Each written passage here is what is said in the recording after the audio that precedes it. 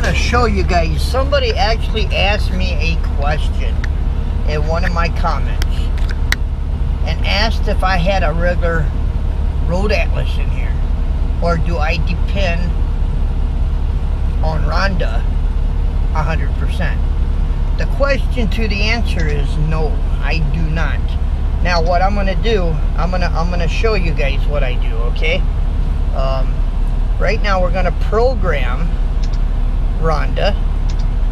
In this case I'm going to a truck stop, so it just makes it easy. So we're gonna say Omaha, so that's where we're going, Omaha. Now I got Rhonda set up for no tolls. I'm not gonna pay no tolls. Take me a little longer, but I'm only, proceed to the highlighted route. She says I'm 928 miles.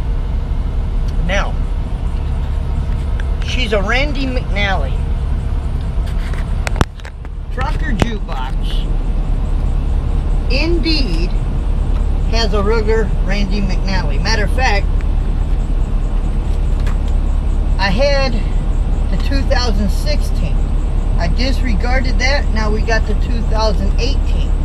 Now, normally what I do is I go in here and I want to see how she's got me set up, how she's actually got me going. She got me I-10 to I-45 to US 75 to US 69 to US 60 to 169 to US 54 to US 70 to I-470 Kansas, I-70 Kansas, US 75 Kansas, US 75 Nebraska, Nebraska 370, Nebraska 50, and I'm there. Now I grant you, I've been driving for 23 years, so I know that the route that she gave me is a good route. I know that all of them roads are truck. But if you didn't know that all of them roads were truck, it's simple. You look at each one of them roads, and if you go to the front of your atlas,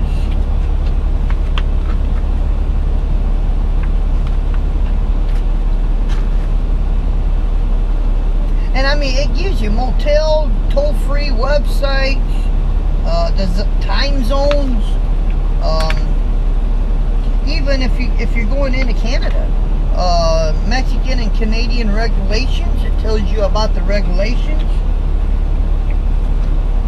road conditions, and construction and road conditions. Each state has got phone numbers, and remember, this is a 2018, so it's all up to date. State access policies, and let's see, right here, this is what I want to show you. See, restricted routes. See, Rhonda said I can take Nebraska 50. Okay, so let's go to the ends. We'll go to the ends. Let's go to Nebraska. Low clearances locations.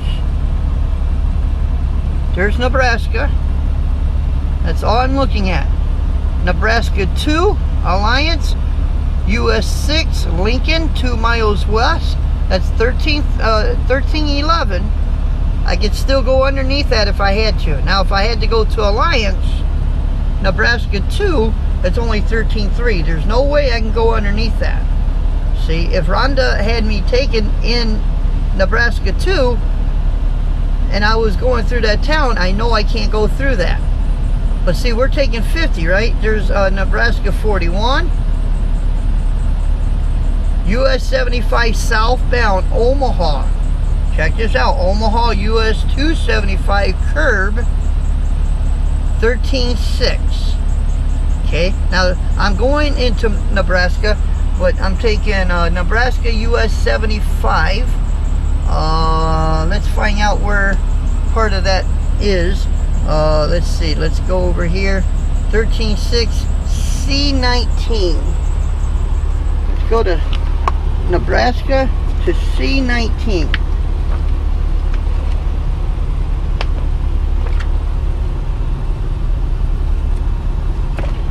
New Mexico, New Jersey, Nebraska. What did it say? C19? C?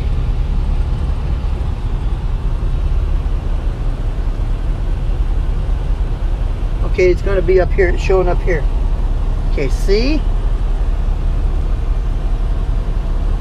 19 up here. C19.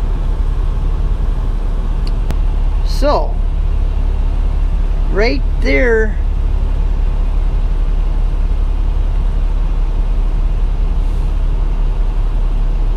so that part right there, but I'm taking 75, Nebraska 75 to Nebraska 370. Now where's 370? Alright, there's 75. Let's find 370. Right there. There's 370 right there. So 75 to 370 is right there. You guys see that? That's where my finger is. The restriction is way up there. Way up there. See that? So I know I'm not going to hit this area. And it says 370 to Nebraska 50. So where's 50? Okay, it's kind of cut off on the map a little bit, but there's 50 right there. Right there. It's where 80 and 50 is. So 370 to right there. See that? Can't really see it because it's chopped off there. But there's 370, there's 80 right there. So that's right there is where we're going. So let's see, let's go back to Nebraska up front. I think that was page 36. I think it was. Yep. So we know that we're going to be okay right there. 75. See, we know. Where did I see that at? 275 Omaha. See, 13.6. But we know we're going to be okay because we're not going up that high. US 275, US 6 and 31. It didn't say anything about 275. But let's see if we're going to cross that 275. It could happen. Let's see. C15. It's a 14.2 bridge. It don't matter. I can still go. I can still fit. I can still fit underneath there.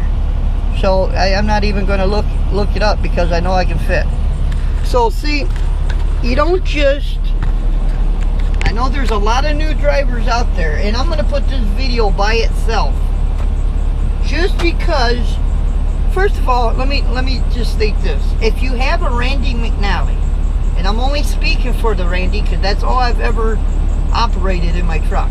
But if you do have a Randy McNally, it is so very super important to make sure that you update your GPS,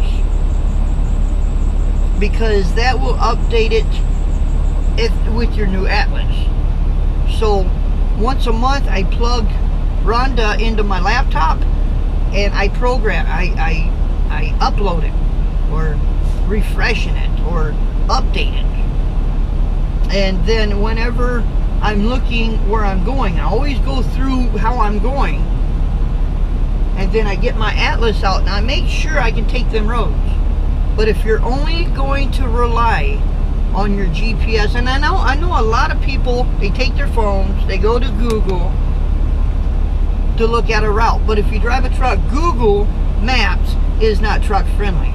Google Maps will help you. I've even had to use Google Maps, but I take a few minutes to even look at the route on Google Maps with my Atlas, especially if I'm on Google Maps, because that is not a truck route.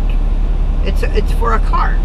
So if you're going to rely on that and thinking, okay, I'll just go by this, then what happens if you come up to a bridge that is 12.2 and you're on a 2-lane highway? How are you going to turn around? I've seen videos where drivers would try to turn around on a 2-lane road, take out their truck with their own trailer, put the truck in a ditch, smack a tree with the swing of the trailer, the pivot, because they're trying to turn around a big truck on a 2-lane road because they can't go underneath something. You know, You should always have a phone number to the customer so you know how you're going to get there.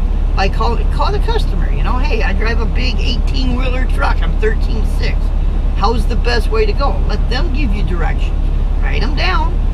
Look at your atlas. Okay? If your Randy McNally isn't up to the route that you're taking, if you're going to use Google Maps, look at your atlas.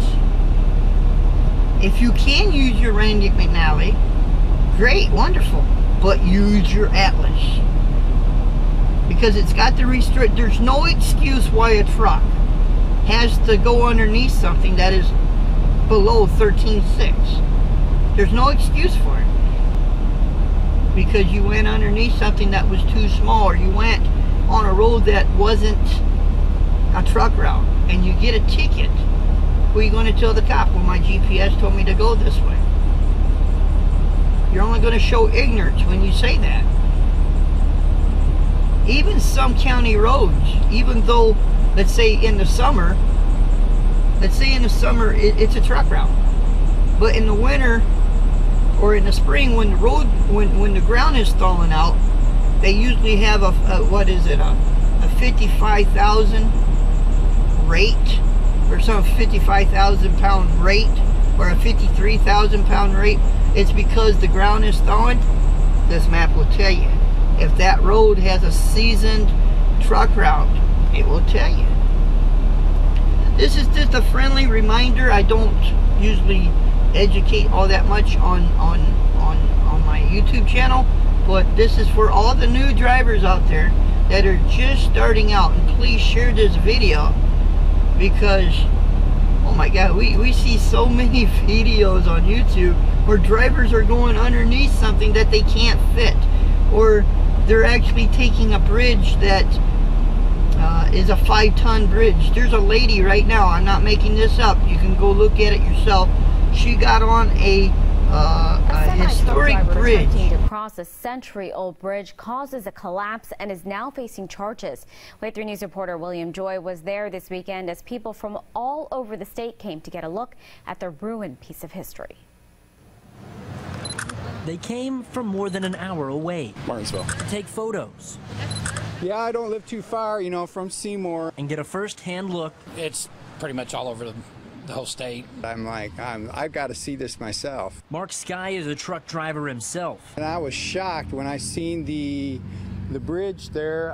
It's such an old bridge. He says any driver should know not to cross a bridge built for just 6 tons. There's no way, looking at it, you know you can't get across a bridge like that. That bridge is destroyed. It's kind of what I expected it would be. Police say the semi was fully loaded with bottles of water.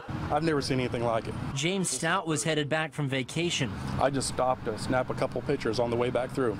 That's really sad.